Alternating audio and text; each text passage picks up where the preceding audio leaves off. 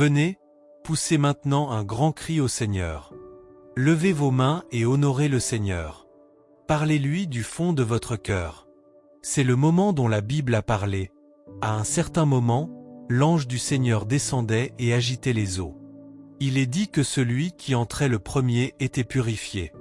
C'est le temps où les eaux sont agitées. Et toute personne ici ce soir qui a faim et qui est pleine d'attente recevra une rencontre avec Dieu. Pouvez-vous commencer à prier en demandant un toucher, en demandant une impartation? Je ne peux pas repartir de la même manière. Comme la femme atteinte d'une perte de sang, brisez toute barrière ce soir. J'aurai un contact. Criez du fond de votre âme, Fils de David, aie pitié de moi. C'est mon heure de visitation. Rien ne me l'enlèvera. Est-ce que nous prions ce soir? Allons, criez. C'est votre temps. C'est votre heure. Merci, Père. Nous te louons. Nous sommes venus puiser. Seigneur, nous demandons qu'aucune vie ne demeure la même après ce service, au nom de Jésus-Christ. Merci, Saint-Esprit, au nom de Jésus. Frappez dans vos mains. Poussez un grand cri au Seigneur. Allons. Allons. Ouganda, criez. Alléluia. Alléluia. Asseyez-vous un instant ce soir. Je veux simplement vous montrer le fondement du mouvement de l'Esprit, le fondement du miraculeux. Mon rôle est de préparer votre cœur à recevoir. Je veux donc vous donner les justifications du mouvement de l'Esprit. Chaque fois que des hommes reçoivent de Dieu, chaque fois que l'onction est autorisée à se mouvoir, il y a une révélation précise qui soutient cette réalité. Et chaque enfant de Dieu doit parvenir à cette compréhension. Dans 1 Corinthiens 15 versets 1 à 4, Paul commence à nous donner les fondements de notre victoire, les fondements de notre salut. Il dit, « Je vous rappelle, frères, l'évangile que je vous ai annoncé, que vous avez reçu, et dans lequel vous demeurez ferme. » Au verset 2, Paul va plus loin, « Et par lequel aussi vous êtes sauvés, si vous le retenez tel que je vous l'ai annoncé, à moins que vous n'ayez cru en vain. » Puis, au verset 3 et 4, il nous donne le fondement de toute provision de l'Esprit de Dieu. Il dit, « Je vous ai enseigné avant tout, comme je l'avais aussi reçu, que Christ est mort pour nos péchés, selon les Écritures. » Et au verset 4, il dit, qu'il a été enseveli, et qu'il est ressuscité le troisième jour, selon les Écritures. Ce soir, je veux vous montrer la puissance de la croix, la puissance de la résurrection et la puissance de l'effusion. Ce sont les fondements de la victoire du croyant. Chaque fois que nous parlons avec foi, avec audace, c'est là notre fondement. Chaque fois que nous parlons avec une assurance confiante, c'est là notre fondement. Si la croix était retirée, si la résurrection n'avait pas eu lieu, si l'effusion n'avait pas eu lieu, toute notre fierté dans le Seigneur aurait été vaine. Ainsi, chaque croyant doit comprendre ce que la croix a acquis pour nous, ce que la résurrection a acquis pour nous, et ce que l'effusion a acquis pour nous. À cause du temps, je vais simplement vous montrer une justification pour chacun. D'abord pour la croix, ensuite pour la résurrection, puis pour l'effusion. Car tout ce que Dieu fera ce soir repose sur ce fondement. Les trois piliers sur lesquels repose la visitation divine sont la mort de Christ, la résurrection de Christ et l'effusion du Saint-Esprit. Sans la mort de Jésus, sans la résurrection de Jésus, sans l'effusion du Saint-Esprit, notre foi est vaine. Et ce soir, quiconque osera croire à ce que je partage recevra un toucher du Seigneur. La première chose concernant la croix, c'est que la croix n'est pas simplement un morceau de bois. La croix est une grande ligne de séparation. C'est le lieu où une fin est arrivée et où un commencement a débuté. La croix est l'endroit où l'ancienne création s'arrête et où la nouvelle création commence. La croix est l'endroit où la mort s'arrête afin que la résurrection puisse commencer. La croix est l'endroit où la maladie a été arrêtée afin que la santé puisse être accordée. La croix a été révélée de manière typologique dans l'Ancien Testament. Quand Israël voulait recevoir du Seigneur, le péché devait être ôté, parce que le péché constituait un blocage. Alors Dieu a créé un système de substitution. Ce que Dieu faisait, c'était qu'un animal innocent était immolé, et cet animal portait la culpabilité d'Israël. Ensuite, sur un autre animal, les péchés d'Israël étaient confessés, puis cet animal était envoyé dans le désert. On l'appelait le bouc émissaire. Ainsi, ce que Dieu faisait, c'est qu'il utilisait l'innocence de l'animal pour créer momentanément un espace afin qu'Israël puisse avoir une place en Dieu. Cela s'appelait un système d'expiation. Et Dieu nous montrait quelque chose, parce que le sang des boucs, le sang du bétail, ne pouvait pas ôter le péché. Ainsi, ce que Dieu faisait, c'était annoncer symboliquement une réalité qui devait venir. C'est pourquoi, dans Jean 1 verset 29, lorsque Jean a vu Jésus, il a déclaré « Voici l'agneau de Dieu ». Ce qui se passait dans l'Ancien Testament annonçait à l'avance la venue de cette réalité. Il disait « Voici l'agneau de Dieu qui ôte le péché du monde ». Ainsi, Jésus devait aller à la croix afin que ce que Dieu annonçait d'avance, l'expiation, devienne une réalité.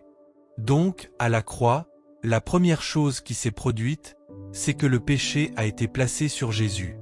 Il a emporté le péché. Il a pris nos péchés parce qu'il n'y avait rien que nous pouvions faire face au péché. Si tu te tues, tu es toujours coupable. Cela s'appelle le suicide. Si quelqu'un te tue, tu es toujours coupable, car tu n'aurais rien pu faire pour tes péchés. Il n'existe aucune récompense, aucun prix qui puisse payer le péché. La Bible dit que le salaire du péché, c'est la mort. Ainsi, chaque péché est payé par la mort. On ne paie pas le péché par de bonnes œuvres. Aucune bonne œuvre ne peut payer le péché. Seule la mort constitue la rétribution du péché. Donc, lorsque Jésus est mort, il payait un prix pour toi et pour moi. Lorsque Jésus a été suspendu à la croix, il t'a substitué afin que la mort que tu devais subir, il la subisse à ta place, et que le péché que tu portais soit placé sur lui. Dans 2 Corinthiens 5 verset 21, il est dit « Celui qui n'a point connu le péché, il l'a fait devenir péché pour nous, afin que nous devenions en lui justice de Dieu. » Lorsque tu regardes à la croix, tu ne vois pas un morceau de bois. Lorsque tu regardes à la croix, tu vois le prix qui a été payé pour tes péchés. J'étais un meurtrier, j'étais un fornicateur, j'étais un menteur. J'aurais dû aller en enfer, j'aurais dû mourir. Il n'y avait rien que je pouvais faire. Mais grâce à Dieu, lorsque je regarde à la croix, c'est mon prix, c'est le prix pour mon péché, c'est la raison pour laquelle je ne mourrai pas, c'est la raison pour laquelle je peux m'approcher de Dieu. Ainsi, lorsque Jésus a été suspendu à la croix, il a ôté toute la légitimité que Satan avait pour t'attaquer. Car lorsque tu pèches, tu ne deviens pas seulement un ennemi de Dieu, tu deviens aussi un esclave de Satan. Une chose que le péché a produite, c'est qu'il t'a rendu ennemi de Dieu. Mais une autre chose que le péché a produite, c'est qu'il nous a rendus esclaves de Satan, car la Bible dit que celui à qui vous vous livrez comme serviteur pour lui obéir, vous êtes esclave de celui à qui vous obéissez. Ainsi, lorsqu'Adam a obéi à Satan, il est devenu son esclave. Et tout ce que Satan possédait, l'homme est devenu le réceptacle sur lequel il déversait ces choses. Il a déversé la maladie sur l'homme, la mort sur l'homme, l'échec sur l'homme. Il n'y avait rien que tu pouvais faire contre Satan, parce qu'il avait un droit légal d'agir ainsi. Mais lorsque Jésus a été suspendu à la croix, il a retiré ce droit. Ainsi, maintenant, Satan n'a plus le droit de mettre la maladie sur toi, il n'a plus le droit de mettre la mort sur toi, parce que ce qui l'autorisait a été enlevé. La légitimité que Dieu lui avait accordée a été retirée. Si Satan t'attaque maintenant, c'est une offense dans le monde spirituel. Si Satan tente de te tourmenter, cela s'appelle une intrusion dans le monde spirituel, parce que la légitimité qu'il avait lui a été retirée. Lorsque tu lis ta Bible, vois-tu que Satan pouvait attaquer Adam? Non, parce qu'il n'y avait aucune légitimité. Il n'existe aucun récit indiquant qu'Adam était malade, aucun récit indiquant qu'Adam a échoué. Satan était présent, mais il n'avait aucun droit légal.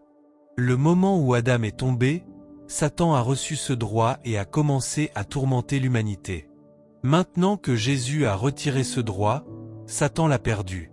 Ainsi, Satan ne peut plus t'attaquer, Satan ne peut plus t'affliger. La croix est donc le lieu où le prix a été payé. La croix est le lieu où la légitimité que Satan possédait a été retirée. Mais si cela s'arrêtait là, ce serait déjà grand, mais ce n'est pas tout. Voici la chose encore plus grande. Jésus n'a pas seulement pris tes péchés à la croix, il n'a pas seulement retiré le droit légal que Satan avait. À la croix, Jésus a fait autre chose. Jésus a vaincu Satan, car il savait que s'il se contentait d'enlever le droit, Satan, étant rebelle, continuerait de revenir encore et encore. Ainsi, à la croix, Jésus a accompli 5 choses en dehors du pardon des péchés. Premièrement, la chair qui s'était éveillée en toi et qui te rendait faible, Jésus l'a crucifiée. Dans Galates 5 verset 24, la Bible dit que ceux qui sont en Christ ont crucifié la chair. Avec la chair, tu es comme un système télévisé. Celui qui possède la télécommande peut te contrôler. La chair nous rendait vulnérables à Satan. Lorsqu'il venait, il présentait des choses et nous tombions. Ainsi, Jésus est intervenu en nous et a détruit la chair. Il a crucifié la chair afin qu'elle ne puisse plus te rendre faible face à Satan. Mais il ne s'est pas arrêté là. Il a ensuite détruit tout ce que Satan faisait. La première chose était la mort. La Bible dit dans Hébreux 2 verset 14, « Ainsi donc, puisque les enfants participent au sang et à la chair, il y a également participé lui-même, afin de détruire celui qui avait la puissance de la mort, c'est-à-dire le diable, et de délivrer tous ceux qui, par crainte de la mort, étaient toute leur vie retenus dans la servitude. » Ainsi, Jésus a détruit la mort à la croix. Il a détruit la maladie, tout ce qui relève de la mort a été détruit. Paul dit dans Romains 5 verset 17, « Si par l'offense d'un seul la mort a régné, à plus forte raison ceux qui reçoivent l'abondance de la grâce et du don de la justice régneront-ils dans la vie par Jésus-Christ. » Ainsi, la maladie et la mort n'ont plus de pouvoir. Si je remarque une tumeur, si je remarque une faiblesse, il n'y a aucune place pour la panique. Jésus n'a pas seulement ôté le péché, il a détruit la puissance de la maladie. C'est pourquoi la Bible dit, « Il a été blessé pour nos transgressions, il a été brisé pour nos iniquités, le châtiment qui nous donne la paix est tombé sur lui, et c'est par ses meurtrissures que nous avons été guéris. » Il n'est pas dit que nous serons guéris, mais que nous avons été guéris. Personne ne sera guéri ce soir, car tous ont déjà été guéris. Le message de la croix est l'annonce que la maladie a été traitée. Je suis venu te dire que le cancer ne peut pas te tuer. Je suis venu te dire que la mort n'a aucun pouvoir sur toi, parce que par ses meurtrissures, tu as été guéri. Et cela ne s'arrête pas là. Il n'a pas seulement détruit les œuvres de Satan, mais Satan lui-même a été vaincu. La Bible dit qu'il a dépouillé les principautés et les puissances. Dieu connaît Satan. Il sait que même si la légitimité est retirée, même si la maladie est détruite, il tentera d'en inventer une autre. Et parce qu'il est un esprit rebelle, il reviendra encore illégalement pour imposer la maladie aux hommes. Ainsi, après avoir détruit le péché, après avoir détruit la maladie, après avoir détruit la mort, il s'est attaqué à Satan lui-même. La Bible dit dans Colossiens 2 verset 15, « Il a dépouillé les principautés et les puissances, et les a livrées publiquement en spectacle, en triomphant d'elles par la croix. » Ainsi, lorsque Satan s'approche de toi, il vient comme un ennemi vaincu, et s'il vient, c'est parce qu'il suppose que tu n'es pas conscient de cela. C'est pourquoi nous prêchons la croix. Lorsque nous prêchons la croix, nous t'annonçons premièrement que le péché a été ôté, deuxièmement qu'il n'y a plus de fondement légal, troisièmement que la maladie a été détruite, et quatrièmement que le tourmenteur lui-même a été vaincu.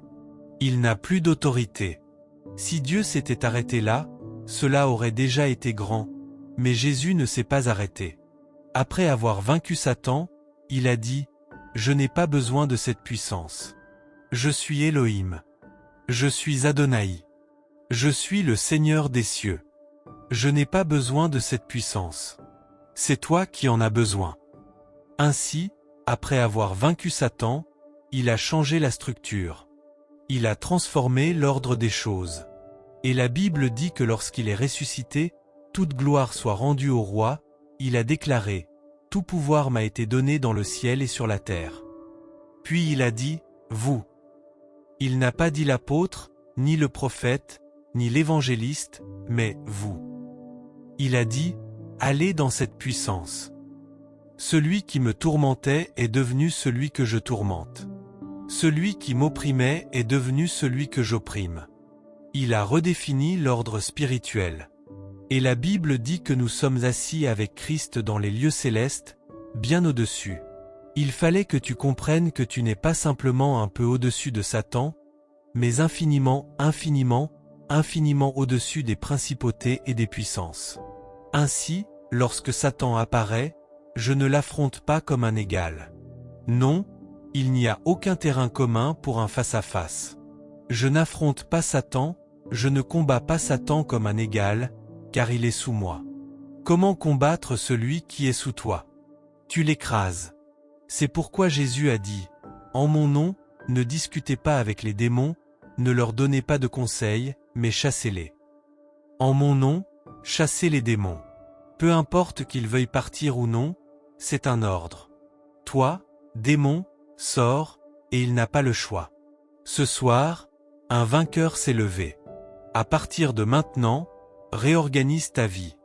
Tout ce qui ne ressemble pas à Dieu, ne supplie pas, ne demande pas à Dieu. Ordonne que cela sorte, car la légitimité a été retirée et tu es supérieur à celui qui l'a introduit. Imagine si un enfant de 10 ans apporte quelque chose de sale dans ma chambre. Vais-je appeler mon père en disant, « Papa, ce petit garçon a apporté une assiette sale ?» Si je fais cela, je ne suis pas mature. Si je vois l'assiette sale, je dis, « Viens ici. Pourquoi as-tu apporté cela ? Emporte-le immédiatement. » L'enfant comprend que celui qui parle est supérieur. Sais-tu pourquoi Satan t'ose ? Parce que lorsque tu devrais lui donner des ordres, tu es en train de supplier Dieu. Jésus a dit, « Lorsque tu vois une montagne, ne parle pas à Dieu, mais parle à la montagne. Sois ôté et jeté dans la mer. » La montagne a une intelligence pour obéir, parce qu'elle sait qu'il n'y a plus de légitimité et que celui qui l'a établi est déjà vaincu. Toute opération démoniaque dans ta vie disparaît ce soir. Pousse un grand cri au Seigneur. Donne au Seigneur la gloire. La puissance de la croix. Mais cela ne s'arrête pas là, car Jésus n'est pas seulement mort. Lorsqu'il est mort, il a détruit l'ancienne création et la puissance de Satan, mais ce n'est pas tout. Après sa mort, la Bible dit que le troisième jour, il est ressuscité. Le troisième jour, il est ressuscité. Car il ne veut pas seulement que tu vives dans un état où tu combats Satan chaque jour, où la maladie vient chaque jour et où tu dis « Sois lié, sors ». Ce serait trop de labeur. Ainsi, en plus de la croix, il y a la résurrection. Quelle est la puissance de la résurrection ? La puissance de la résurrection est l'activation de la vie divine.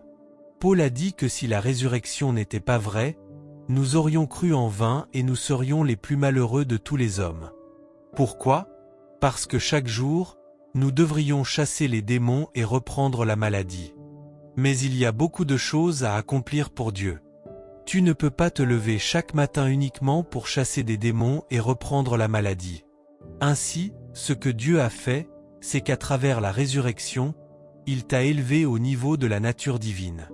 Il t'a donné un nouvel ordre de vie, une vie qui est inaccessible à la maladie, inaccessible à la mort, inaccessible à Satan, une nouvelle forme de vie.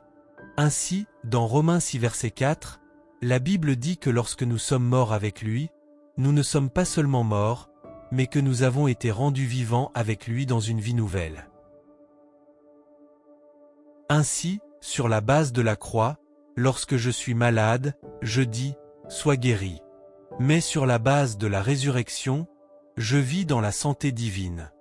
La maladie ne peut plus m'atteindre.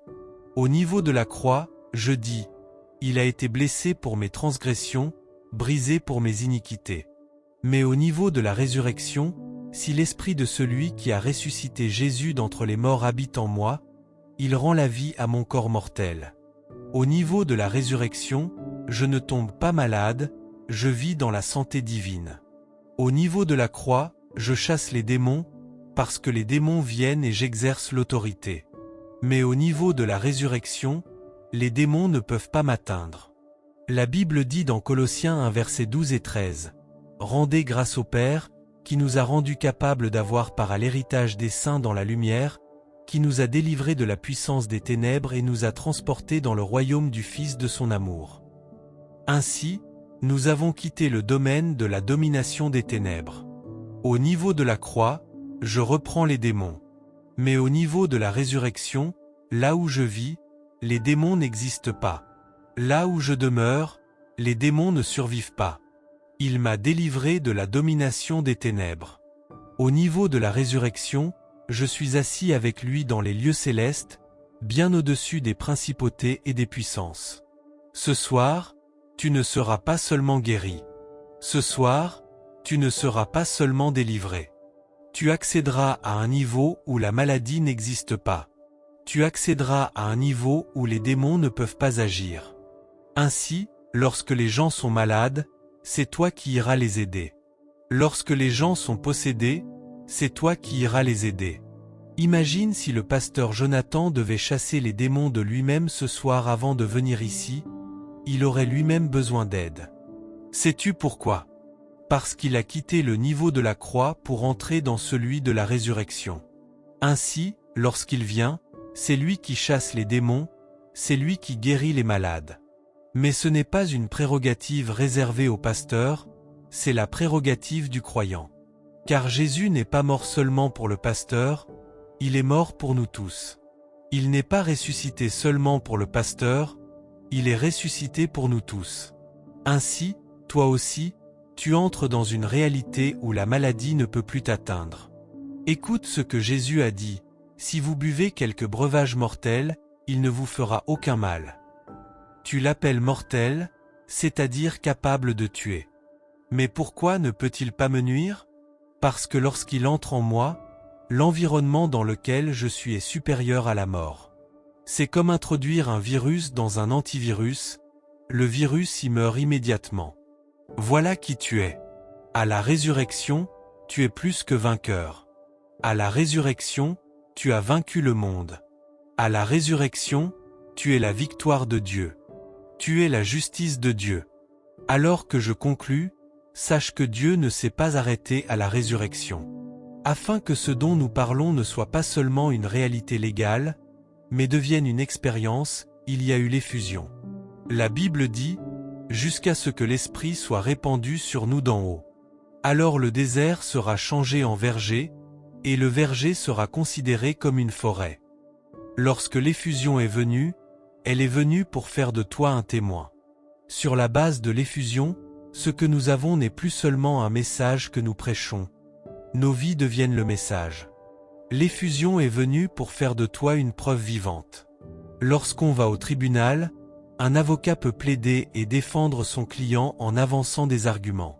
Mais il existe quelque chose de plus fort que l'argumentation, c'est la preuve matérielle. Ce que le Saint-Esprit est venu faire, c'est de faire de toi cette preuve. Ainsi, si la Bible dit que nous sommes guéris, la Bible n'est plus seulement la preuve, ta santé devient la preuve. La Bible dit que nous sommes bénis, ce n'est plus seulement une doctrine. Même un athée peut en débattre. J'ai vu un débat entre un prophète et un athée. L'athée disait que Dieu n'existe pas. Il demandait, peux-tu simplement citer des versets d'un livre pour prouver que Dieu est réel? Alors le prophète lui a dit, et cette douleur dans ton dos que tu as depuis 2 ans? L'homme a répondu, qui t'a dit que j'ai mal?